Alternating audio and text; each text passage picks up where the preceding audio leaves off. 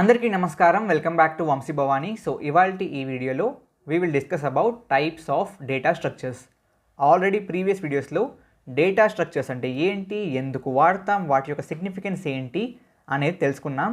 ఇవాల్టి వీడియోలో we will discuss about types and data structures యొక్క క్లాసిఫికేషన్స్. ఓకే, ఇంకా ఈ వీడియోని లైక్ చేయకపోతే ప్లీజ్ గో హెడ్ లైక్ చేసేయండి, సబ్స్క్రైబ్ చేసుకోండి అండ్ కమెంట్స్లో ప్రస్తుతానికి మీరు ఏం చదువుతున్నారు, బీటెక్ ఫస్ట్ ఇయరా, సెకండ్ ఇయరా, డిగ్రీయా, or whatever you're studying or whatever you're doing, maybe job సర్చింగా అనేది కమెంట్ చేసి చెప్పండి. That will help me to understand my audience better. Okay, before getting started, ఇండియాలో చాలామంది ఐఐటీస్, ఐఐఎమ్స్ లాంటి కాలేజెస్లో జాయిన్ అవుతారు.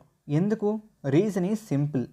డిగ్రీ అయ్యేలోపు చేతిలో ఒక మంచి జాబ్ ఆఫర్ ఉంటుంది అనే నమ్మకం. బట్ దానికి స్కిల్కి ఖచ్చితంగా సంబంధం ఉందా అంటే లేదు. మరి స్కిల్కి ఆధారంగా మంచి కంపెనీస్లో జాబ్ పొందొచ్చా అంటే ఇప్పుడు the answer is yes, thanks to Relevel by Unacademy. ఇప్పుడు మీకు స్కిల్ ఉన్న డొమైన్లో ఫ్రీగా వెళ్ళి టెస్ట్ ఇచ్చి మంచిగా పర్ఫామ్ చేసి జాబ్ని పొందొచ్చు. లాస్ట్ 1 year లోపు 1000+ జాబ్ ఆఫర్స్ అండ్ ఇప్పటిదాకా మన 75th ఇండిపెండెన్స్ డే లోపు 75 crore+ worth of job offers అనేవి రీలెవెల్ డెలివర్ చేసింది. సింపుల్గా ప్లాట్ఫామ్కి వెళ్ళండి, 11+ డిఫరెంట్ కేటగిరీస్ ఏవైతే ఉన్నాయో వాటిలో టెస్ట్ ఇచ్చి జాబ్ పొందండి. ఇప్పుడు రీలెవెల్ వాళ్ళు కోర్సెస్ కూడా లాంచ్ చేశారు.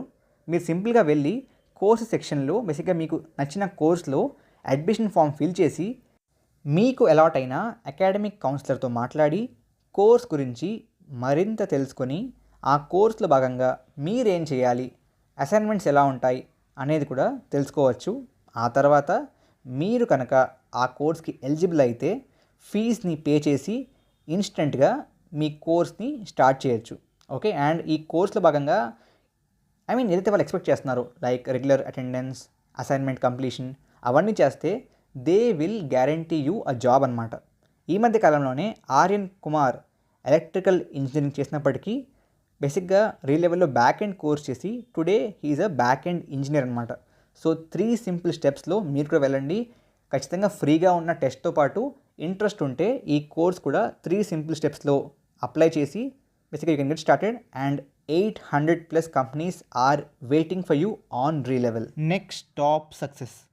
So coming back to the topic, data structures అనేవి బ్రాడ్గా 2 టైప్స్లో డివైడ్ చేశారు. ఒకటేమో ప్రిమిటివ్, ఒకటేమో non primitive. Primitive is very simple. దేన్నైతే మనం ఇన్బిల్ట్ డేటా టైప్స్ అంటామో దాన్ని మనం ప్రిమిటివ్ డేటా స్ట్రక్చర్స్ అంటాం. So these are something that are already available in the language like integers, doubles, float, character. అంటే నా ఉద్దేశం ఏంటి అంటే ఇంటీజర్ అనేది ఎలా పనిచేయాలి, ఇంటీజర్ అనేది బేసిక్గా దాని యొక్క స్టోరేజ్ ఎంత ఉండాలి, ఇంటీజర్ బేసిక్గా దేన్ని స్టోర్ చేసుకోవాలి అనేది మనం డిఫైన్ చేయం. It is already defined in the programming language. So it can be different for different things. Maybe X అనే ప్రోగ్రామింగ్ లాంగ్వేజ్లో we can have int double float. Y అనే ప్రోగ్రామింగ్ లాంగ్వేజ్లో we can have int double float char boolean. Maybe ఇంకొక దాంట్లో char ఉండకపోవచ్చు. So ఆ particular లాంగ్వేజ్లో what are the data types which are pre existing, they are nothing but primitive data structures. అంతా బాగానే ఉందన్న, డేటా టైప్స్కి డేటా స్ట్రక్చర్స్కి సంబంధం ఏంటి? వెరీ సింపుల్ అండి. సి, డేటా స్ట్రక్చర్స్ అంటే ఏంటి? Something that can hold data, అంతేనా? గ్రేట్. వేరియబుల్స్ అంటే ఏంటి? ఆల్రెడీ పైథన్లో కానీ జావాలో కానీ చెప్పింది ఏంటి నేను?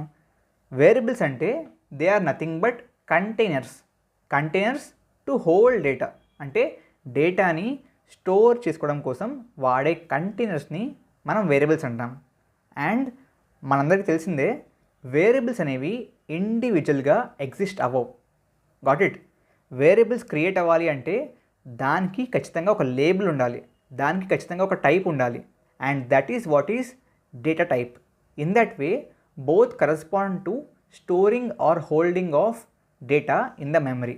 అందుకనే primitive data structures are nothing but what? Exactly, inbuilt data types. Coming to the second type, it is non-primitive data structures. Non-primitive అంటే ఏంటి? Very simple, something which is not primitive. Primitive అంటే already pre defined in the programming language. So ఏ structure అయితే, ఏ data structure type అయితే already programming language రాస్తున్నప్పుడే pre define చేయలేదో అవన్నీ నాన్ ప్రిమిటివ్ డేటా స్ట్రక్చర్స్లోకి వస్తాయి. Got it? ఈ నాన్ ప్రిమిటివ్ కూడా it is again classified into linear and non linear. లీనియర్లో మనకి చాలా టైప్స్ ఉన్నాయి, నాన్ లీనియర్లో అగైన్ చాలా టైప్స్ ఉన్నాయి. బట్ మీకు ఎగ్జాంపుల్ కింద అర్థం అవడానికి నేను సింపుల్గా I have taken only 2 examples. For linear I have taken అరే, నాన్ లీనియర్ ట్రీ. లీనియర్ అంటే ఏంటి? వరుసగా. So data structures in which data is stored in a format which has both something in its front and something in its back. So వరుసగా ఉంటే elements, ఒక data స్ట్రక్చర్లో elements అన్నీ వరుసగా ఏర్పరిచి ఉంటే they are called linear data structures. అంటే let's take example of an array. Array అంటే ఏం లేదు, will discuss about array in the coming videos in detail. But ఈ వీడియోలో అరే అంటే ఏంటి? Simple guys. See, we have something called a integer variable kada, something called a float variable, something called a double variable, something called a char variable kada.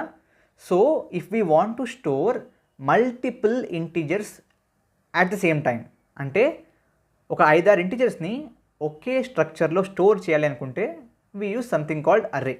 So దీంట్లో this is one integer, ఇదొక integer, ఇదొక integer, ఇదొక integer, ఇదొక integer, ఇదొక integer.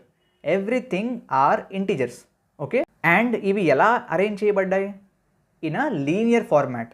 ఈ ఎలిమెంట్కి ముందు ఒకటి ఉంది, తర్వాత ఒకటి ఉంది. ఈ ఎలిమెంట్కి తర్వాత ఒకటి ఉంది, ముందు it is empty because this is the first element. దీనికి వెనక ఒకటి ఉంది అండ్ తర్వాత ఏమీ లేదు because this is the last element. But arrangement is in a linear format, వరుసగా ఉన్నాయి. Coming to non linear data structure అంటే ఏంటి? ఏ స్ట్రక్చర్లో అయితే ఎలిమెంట్స్ని వరుసగా అరేంజ్ చేయరో అటువంటి స్ట్రక్చర్స్ని we call non linear data structures. So tree అనేది నాన్ లీనియర్కి ఒక ఎగ్జాంపుల్ అనమాట. ఇంకా మనకి చాలా ఎగ్జాంపుల్స్ ఉన్నాయి like graph and all. But ఈ వీడియోలో జస్ట్ ట్రీ గురించి పైన చూసుకుందాం.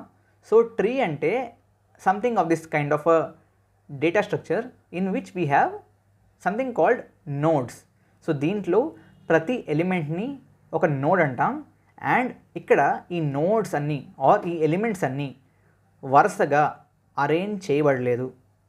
They have some kind of a relation.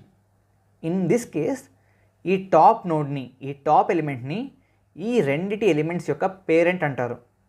ఈ ఎలిమెంట్ని ఈ ఎలిమెంట్ యొక్క చైల్డ్ అంటారు. ఈ ఎలిమెంట్ని ఈ ఎలిమెంట్ యొక్క చైల్డ్ అంటారు. అండ్ ఈ రెండు elements they are mutually siblings. So we have a relation established. అంతే తప్ప ఎలిమెంట్స్ అన్నీ వరుసగా లేవు. ఇక్కడ ఏంటి? ఎటువంటి రిలేషన్షిప్ లేదు. They are just elements arranged linearly, అంతే. లీనియర్గా without any relationship or hierarchy ఎలిమెంట్స్ని స్టోర్ చేస్తే they are called linear non primitive data structures. And if the elements are stored in a way which is not linear, వరుసగా కాదు, but there is some relationship or hierarchy established, then they are called non-linear, non-primitive data structures. So this is all about the classification of data structures in detail. Okay, so with that note, I hope the video is clear. Thank you very much for joining in. Jai Hind, Jai Bharat.